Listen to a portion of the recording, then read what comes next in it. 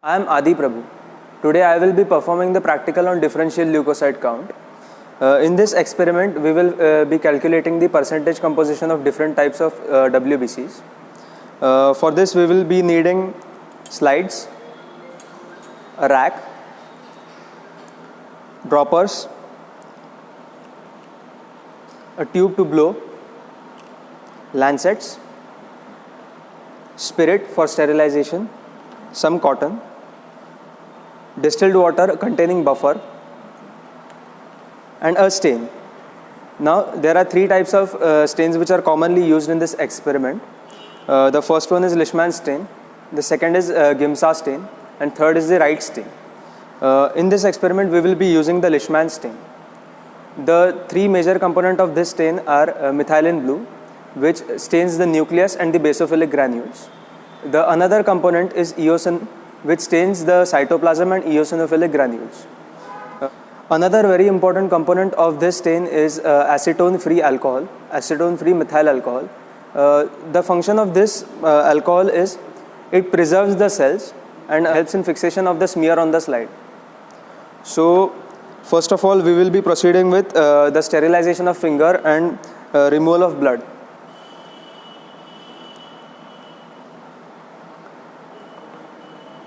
So I am taking the spirit.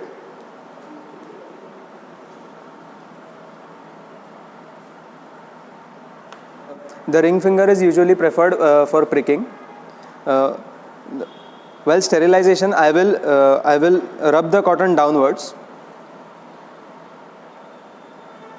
Now we have to let it dry. So now I am going to prick the finger.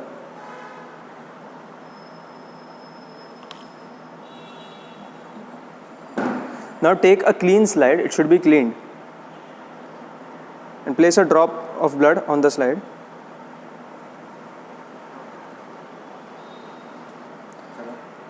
So I have collected blood on 3 slides. We prepare multiple slides so that we can later compare the slides and choose the better one. So now I am going to take another slide in order to spread this blood, in order to form a tongue-shaped smear. So what we have to do is, first of all, keep it at an angle of 45 degree, pull it a little backward, allow the blood to form a red color line as you can see here, and then gently push it forward.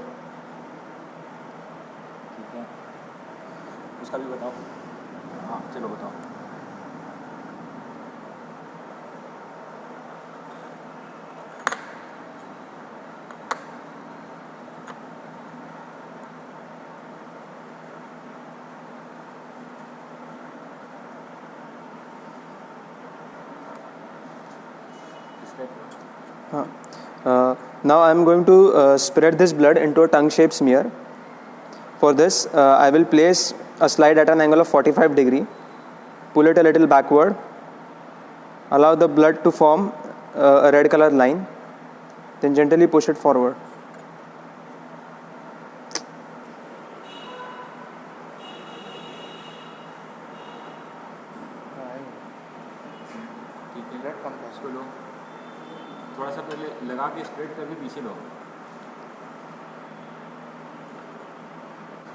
Now we have prepared 4 slides, out of which you can see these 2 are not that perfect. There are gaps. There are gaps in the smear. So we are going to discard these slides. Now these are the 2 we will be using for carrying out the further experiment.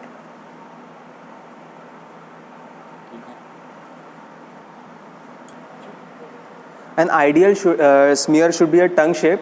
It should cover the entire width of the slide. It should cover at least 2/3 of the slide. There should be no striations or vacuoles or like patches of air in it.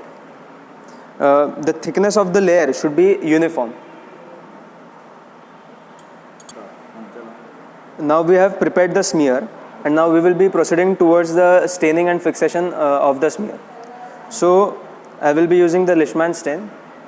First of all, I will be adding the stain to cover the entire slide. I will keep it for 1 or 2 minutes and then dilute it. Now what is the reason for diluting a concentrated stain? The reason is, first of all, we add a concentrated stain because we want to fix the smear to the slide. After the fixation, which takes about 2 minutes, we will be adding water to dilute it in order to stain the slide. So now I will be proceeding with the addition of stain.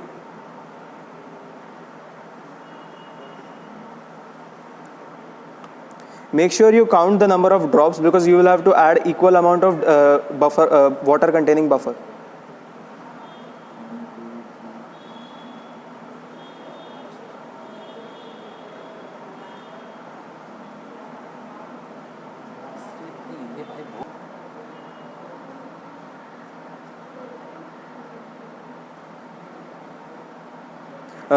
Now we will have to wait for a time of 2 minutes, after which we will be adding buffer. Okay. So now we have added the stain. You have to take few precautions. The stain should not dry. Like if the weather around you is hot, so you have to make sure the stain does not dry and stick to the smear. In such a case, if you see that the stain is getting dried, you should add more stain to it. Okay. So 2 minutes have been completed. Now we will be adding the distilled water.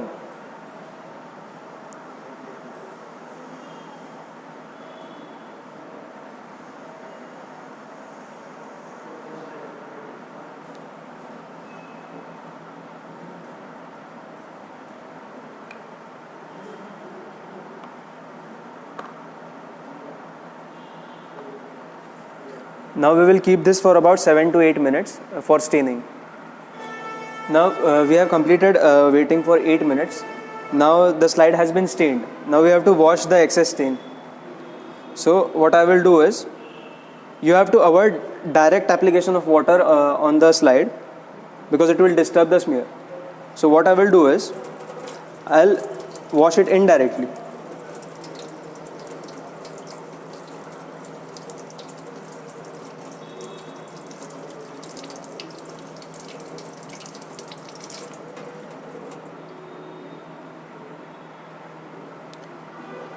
So you can see we have washed the stain, and this is our smear, which we will be observing under the microscope to count the leukocytes. I am repeating this procedure once again.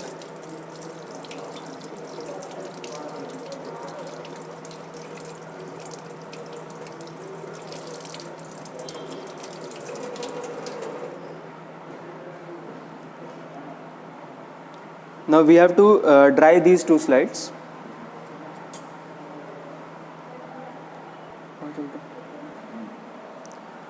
So I have completed washing these slides. Now I am going to keep it in inclined position in order to drain excess water and allow it to dry for some time. We are going to add the cedar wood oil.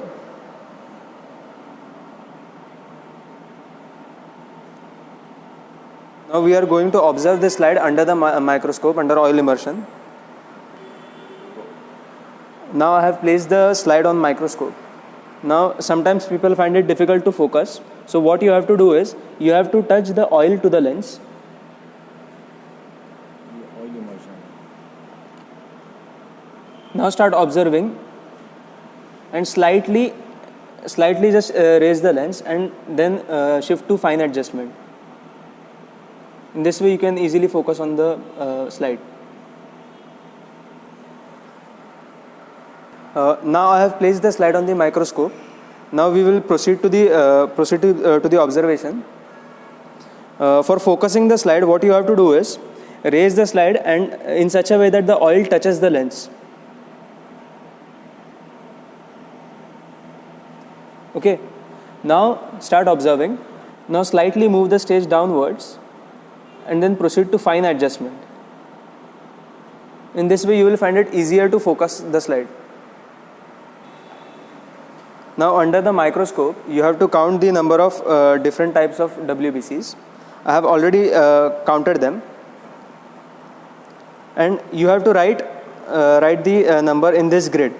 This is a grid of 10 by 10. You have to write it here in the form in which L abbreviates lymphocytes, N for neutrophils, E for eosinophils, B for basophils, and M for monocytes.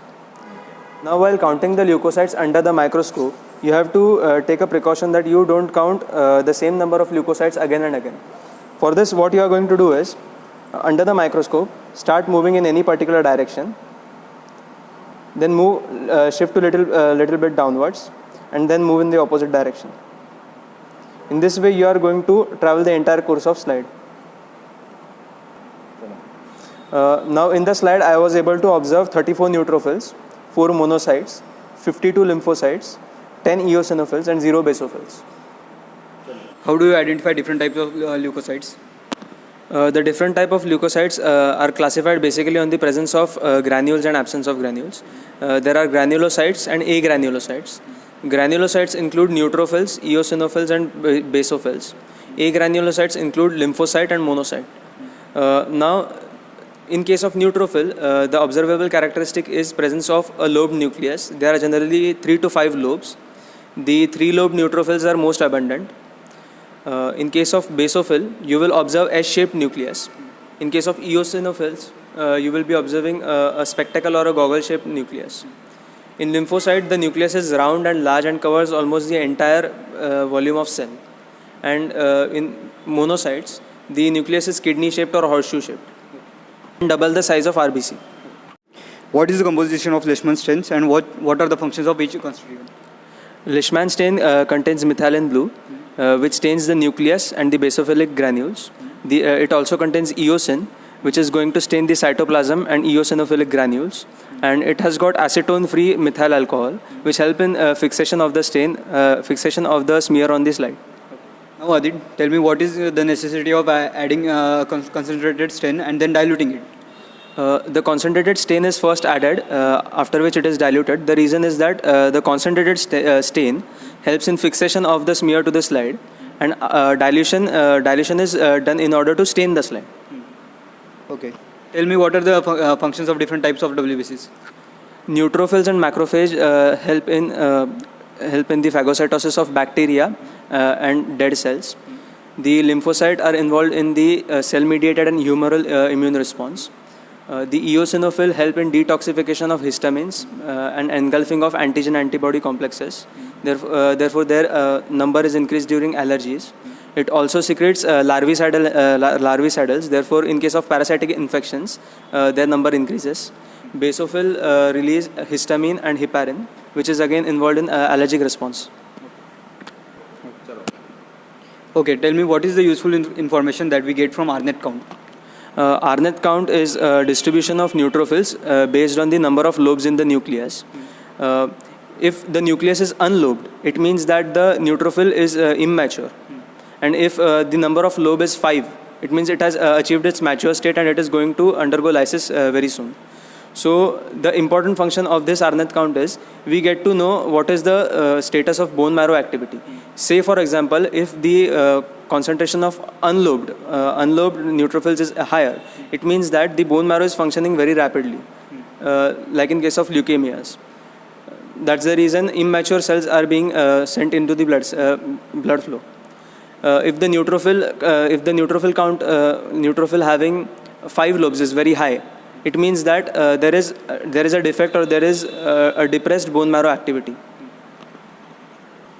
What is the significance of doing a differential WBC count? Differential WBC count helps us in determining the composition of each type of leukocyte in the blood.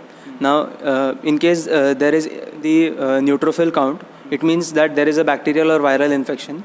If there is increased monocyte count, it implies there is any chronic infection. Increased basophil count generally occurs during myeloid leukemias and chronic nasal infections. And lymphocyte count also increases during chronic infections. What is absolute WBC count? Absolute WBC count is the actual number of WBC present in the blood. It is calculated by the method of we take the percentage value determined by counting which we did just now, and we are going to multiply it with the total leukocyte count. Okay, tell me what is the significance of absolute WBC count? Differential leukocyte count gives us a relative idea about the different leukocytes. However, absolute count gives us the absolute or the real value of the WBCs, different type of WBCs. Okay. Tell me what other stains can be used instead of Leishman stain? Gimsa stain or Wright stain can be used instead of Leishman stain. Tell me what are the other things that could be seen from the blood slide? The structure of RBC can be observed from this slide, and any defect might be attributed to the presence of anemia. Then parasites like filarial worms, trichomoniasis, and malarial parasite can also be observed. Then depending upon the Arnett count, we can get to know about the bone marrow activity.